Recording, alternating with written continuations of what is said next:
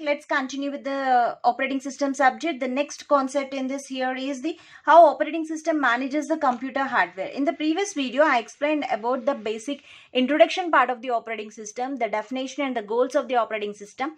Now let's have a look on how operating system. So we know that operating system acts as an interface between the user and the hardware. Okay, so it acts as an interface between the user and hardware. So now let's see how this operating system is managing all these hardware components. How it is managing. Okay, so now let's have a look on this.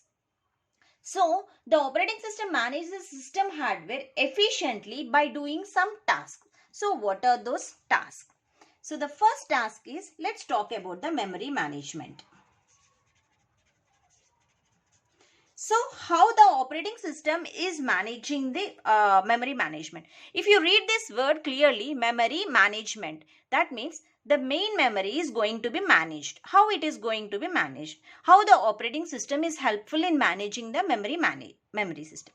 When we are talking about memory here, this memory is nothing but the primary memory. Remember student, here the memory you call it as a primary memory. Okay, so what operating system is doing here? So the operating system here is keeps track. Here OS is keeps track of memory. So how it is keeping track of the memory? So let's take a main memory, that is a RAM. Different slots are there. A processor 1, processor 2, processor 3. So many processors occupying in the memory. So this is a track of memory. So the track is maintained by the operating system. Operating system keep tracks of this memory. Okay. And it allocates memory whenever the process requires. Remember student, whenever the process requires the main memory, then only it will allocate. It allocates memory between the process. I am talking about the process, not processor. Allocates memory between the process. So whenever the work is over, it also deallocates. Deallocates memory. Deallocates memory when the process does not require the memory. Suppose P3's work is over, it will deallocate the memory. So this space will be occupied by the another process. So this is the management. This concept you call it as a memory management. This will be done by the operating system like this, by keep tracking of memory. Okay, now coming to the next is device management. Next track is device management. So what do you mean by this device? A device is nothing but different IO devices and then some disks and different external devices will be there. So these are all managed by the operating system. When to access and when not to access. Which device has to access to the processor, like that. So here the operating system communicates between devices. It communicates between devices by using drivers. Remember students, with the help of the drivers only we are going to communicate with the devices. So operating system communicates between devices using drivers. In order to use the device efficiently, what it is doing? OS keep tracks of device. It is keep track of devices. Just like keep track of memory, it keep track of devices. Allocates.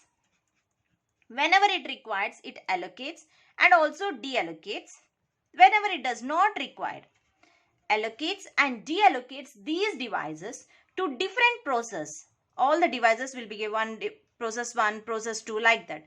So allocates and deallocate these devices to different process as per the request made by the process. Whenever the process 1 is requesting the one device, it will allocate to that. Whenever their work is over, it deallocates the devices. Okay. So now coming to the next one. The next one is process management. Third one is processor management. I am talking about the processor. You all know that processor is nothing but it is the heart of the CPU, central processing unit. So this processor is also managed by the operating system. So how it is? So to allocate the processor to different process, let me write. To allocate processor, here I am talking about the processor means CPU, to different process is nothing but a task that has to be executed by the processor. To allocate processor to different processes in main memory, what operating system do? Operating system uses scheduling algorithms. So with the help of the scheduling algorithms only, the operating system is assigning a work to the processor to different processor to process. Okay, so what are the different scheduling algorithms? The different types of scheduling algorithms are first come first serve, round robin, priority scheduling. So these are all the different types of scheduling algorithms are there that we will discuss in the coming video, students. So this is one of the tasks that operating system manages the system hardware efficiently by using this one of the task. Okay, so now coming to the next task. The next task is file management. So the operating system manages the system hardware efficiently. I am talking about the system hardware efficiently by doing the file management also. So what it is doing? Here the operating system keep tracks of all file system. OS keeps track of all file systems. So if you see your system, in the system you are having a folders. Okay, each folders you are having a different directories. Folders will be stored in different directories. Normally the file system is divided into directories. So these directories will be handled by the operating system. And the last one is this IO management. IO management. So what this IO management is one of the important tasks in the operating system, student. Remember that it is one of the important tasks in the operating system. So here OS manages all devices, IO devices.